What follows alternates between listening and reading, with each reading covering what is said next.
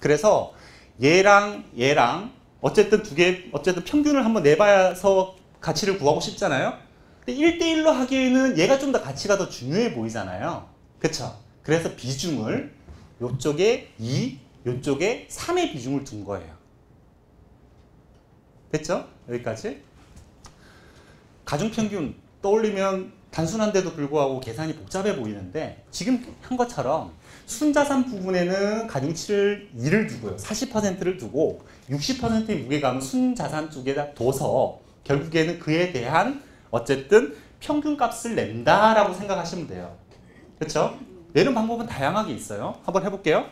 순자산 가치에다가 40% 비중을 둔 거니까 어떻게 하면 돼요? 0.4 곱하면 얘는 40%만큼만 어쨌든 잡은 거예요. 맞죠?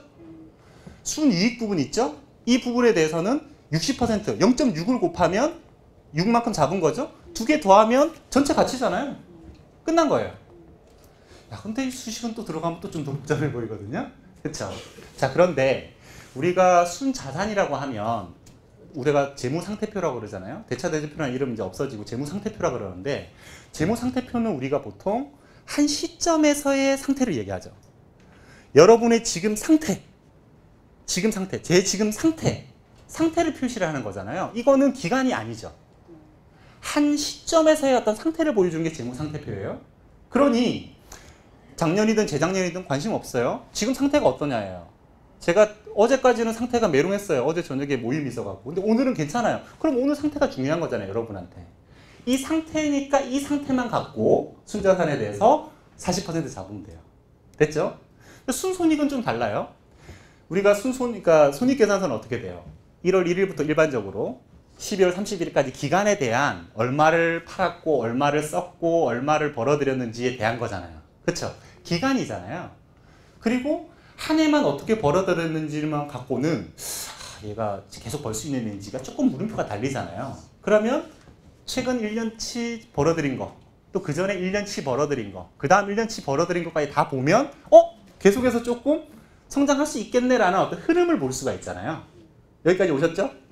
순손익 부분을 그러면 내가 어떻게 해서 그러면 올해 거랑 작년 거랑 재작년 거랑 그러면 비중을 둘까? 한번 생각을 해보는 거예요. 상식선에서.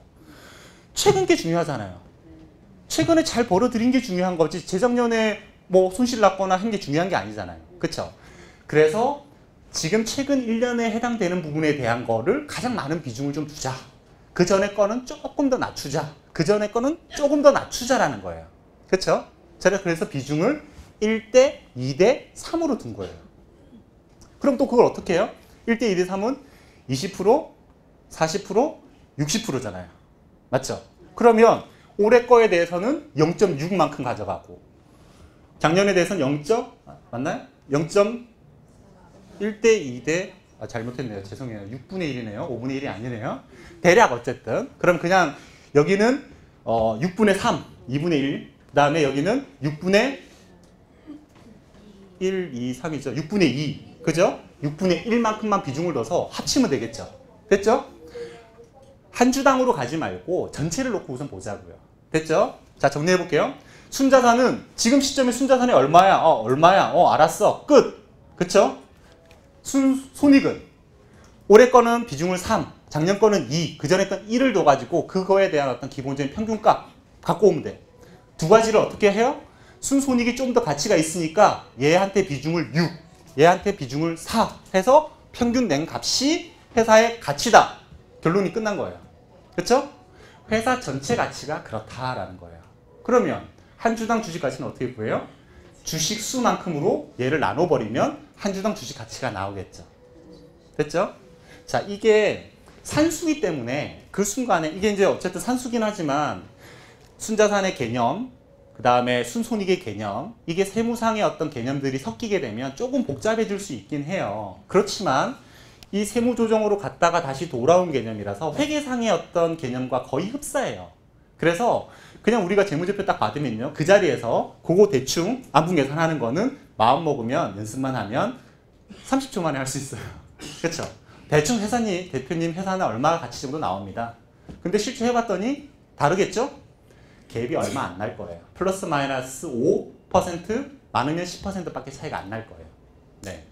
자, 그러면 대표님은 액면가가 10,000원짜리였는데 지금 30만 원이라고 하면 깜짝 놀란다는 거예요. 왜? 아까 말씀드렸죠? 가치가 그만큼 올라갔으면 문도 못 닫고 승계도 못하고 뭘 못하게끔 되는 상황에 놓여 있다는 걸 인식한단 말이에요. 그게 인식이 됐으면 끝난 거예요. 혼자서 고민하고 해결하려고 하다가 결국에는 가장 좋은 솔루션이 뭔지를 요청을 하게끔 되어 있는 거잖아요. 그쵸? 그 인식을 시켜드리는 게 여러분이 해야 될 일이지, 이거 계산하는 게 여러분이 할 일이 아니고, 이 계산은 누가 해줘요? 세무서? 세무서? 세무사? 세무서는 제가 방금도 세무서 관련된 일처리 때문에 고생을 하고 왔는데 갑자기 불편해지는데 마음이. 우선 세무사 아니면 저희 연구소에 연락을 주시면 계산을 해서 드릴 거예요. 예. 그 계산만 해드릴 게 아니에요. 뒤에 가서 다시 설명 한번 드릴 거예요. 우리 프로세스는. 계단을 하나 100개 만들고 중간에 뭐 커피 마시는데 해주고 또 100개 만들고 거기에 뭐 또 뭐 노는 거 해준다면서요. 여러분들이 그거 다 만들려고 하는 게 아니잖아요. 에베레스트 못 간다면서요. 계단 있으면 가신다 그랬잖아요. 계단을 만들어 드릴 거니까 그건 뒤에 가서 얘기하고요. 어찌됐건 그 내용이 이게 전체적으로 다 잡혀있는 부분이에요. 다만 순손익 부분은요. 가치를 계산할 때 아까 방금 계산했었던 부분 있죠. 그거를 사실은 10년치에 대한 걸 가치로 인정을 해줘요. 그래서 이게 10%로 나눠져 있는데 10%로 나눈다는 말은 10을 곱한다는 개념과 똑같은 개념이에요. 뒤에 가서 숫자로 한번 더 보여드릴게요. 자, 이렇게 해서 어쨌든 비상장 주식 가치는 평가는 된다. 내가 이해 못하고 맨날 비상장 주식 가치 평가 말만 하고 있진 않다라는 것만 돼 있으면 돼요. 우리가 항상 내가 알지도 못하는데 아는 체 했을 때 마음이 좀 허하잖아요. 대표님하고 얘기하는데 난 모르는데 자꾸 아는 척만 하고 있으면 앞에서도 왠지 몸이 뒤틀리고 막 그렇잖아요. 지금 다 이해했다라는 거예요. 그쵸? 그거야 정확하게 계산해보면 되죠. 대표님한테 당당하게 얘기할 수 있어요. 그거 계산해보라고 그래. 저를 이거 좀 계산 좀 해봐. 보내 이메일. 그럼 되는 거죠. 내가 이해했으니까. 다 이해하신 거예요. 이해 못한 게 없어요. 더 이상 또 없어요. 자, 안 넘어갈 거예요.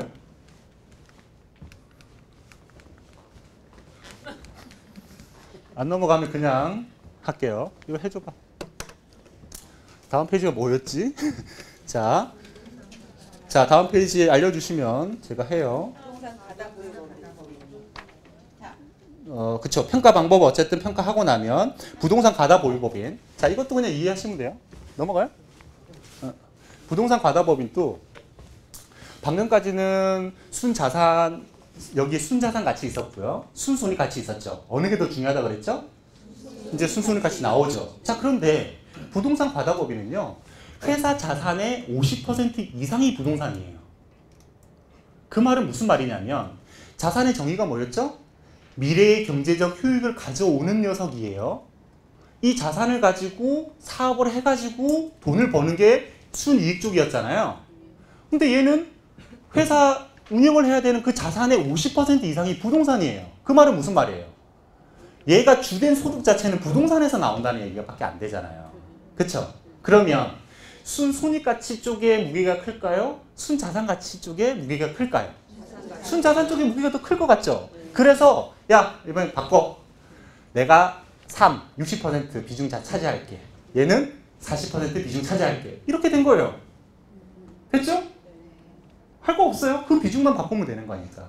그쵸? 자, 그런데 부동산 비중을 확인해 봤더니 80%가 넘어가는 거예요. 그러면 이 회사는 나머지 20% 뭐 현금 있고 뭐 다른 것들 있어봐요. 부동산만 갖고 하는 회사잖아요. 그쵸? 그러면 뒤에 있는 거에 대한 가치 평가가 필요 없는 거예요. 순이익에 대해서. 왜? 부동산은 기본적으로 공시지가부터 실거래가들이 다 존재하니까 이에 대한 실질적인 평가만 이루어져도 이 회사의 가치를 평가하는 것과 비일비재하다라고 보는 거죠. 그러면 완전히 이쪽은 순자산 가치만 갖고 평가하겠다는 거예요. 되셨죠? 이 세 가지 카테고리 그냥 끝난 거예요. 됐죠?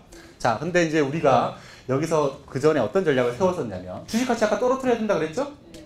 떨어뜨린 전략을 어떻게 세웠냐면 순자산 가치를 건드리던가 순손익 가치를 건드리던가 둘 중에 하나를 건드려서 했겠죠. 순자산 가치를 건드리는 방법이 뭐가 있었냐면 순자산을 건드리려면 급여를 계속 빼가고 따라오시죠? 배당을 계속 빼가고 퇴직금으로 왕창 빼오고 됐죠? 이게 다였어요. 그 다음에 이쪽 부분 순손익 가치를 건드리려고 그러면 급여 빼오고요. 그쵸? 그 해에 해당되는 거를 좀 조정하고 싶다면 퇴직금 일시에 떨어오고요. 그쵸? 배당은 손익계산서하고 상관이 없잖아요. 배당은 손익계산서 마무리 다 되고요. 이익 남으면요. 그 이익을 가지고서 배당을 할까 말까를 결정하는 쪽이니까 손익계산서하고는 상관이 없는 거예요. 그쵸? 그런 전략을 써서 결국에는 순손익 가치를 확 떨어뜨려 버리면 안분 계산을 할 때 가치가 확 줄겠죠. 맞죠? 순자산 가치는 생각보다는 많이 건드리기 힘들어요. 규모가 크다 보니까. 그쵸? 조금은 건드려서라도 줄였었단 말이에요. 그러다 보니까 순자산 가치는 많이 건드리기 힘들고 순손익 가치는 마음만 먹으면 말도 안 되게 저한테 막 컨설팅 피로 한 막 3억씩 줘버려 막. 그러면서 마이너스 해놓고 야 하늘에서 저 돈 좀 받아갖고 뒤로 좀 갖고 와. 알았어요. 박스에다 넣어가지고 갖다 주고 뭐 이런 짓도 할 수 있는 거 아니에요. 난 컨설팅 해줬다고 막 레포트 써주고 막. 그쵸? 자 그러다 보니까 그 짓을 과거에는 그래도 조금은 했어요. 많이 안 했고 조금 했을 거 아니에요. 그러니까 국세청이 야 이거 안 되겠다 해서 막아놓은 것이 이렇게 해서 안분 계산한 게 순자산 가치의 현재 시점에서는 80%, 70%로 바뀌었죠. 70%? 맞나요? 잠깐만 바뀌었을 거예요. 70%. 80%에 70%예요. 80으로 돼 있어요? 네, 아직은 80인가 보다. 70으로 줄어들 거예요. 자, 80%보다 더 떨어지면 자, 우리가 노력을 했어요. 노력해갖고 가치를 떨어뜨리기 위해서 순손익 가치 막 조정을 해가지고 얘가 3이고 얘가 2잖아요, 비중이. 그러니까 훨씬 더 비중이 크니까 걔를 조금만 떨어뜨려도 레버리지가 커서 많이 떨어뜨리니까 너 그러면 안 돼 라고 하는 걸 막기 위해서 그렇게 떨어뜨려서 결과치 나온 게 너의 순자산 가치의 80%보다 더 떨어지면 80% 그걸로 할게 라고 하고 선을 그어버린 거예요. 그렇죠? 그러니 우리가 전략을 세워도 이제는 100 기준으로 80까지 떨어뜨릴 수 있다. 두 번째, 그전에는 순손익 가치 부분, 순자산 가치 부분을 많이 건드리지 않았다면 최대한은 건드려야만 되겠다. 왜? 조금이라도 그걸 줄여야 100 중에 80이 될 수도 있지만 90에 80이면 89, 72, 72로 한도가 내려가는 거잖아요. 이쪽도 같이 줄여야 되는 전략으로 이제는 세워야겠구나 정도만 갖고 계시면 되는 거예요. 따라오셨죠? 자, 그렇게 해서 됐죠? 다 설명드린 거예요. 자, 그래서 그러고 나서 회사 가치를 평가를 해봤다.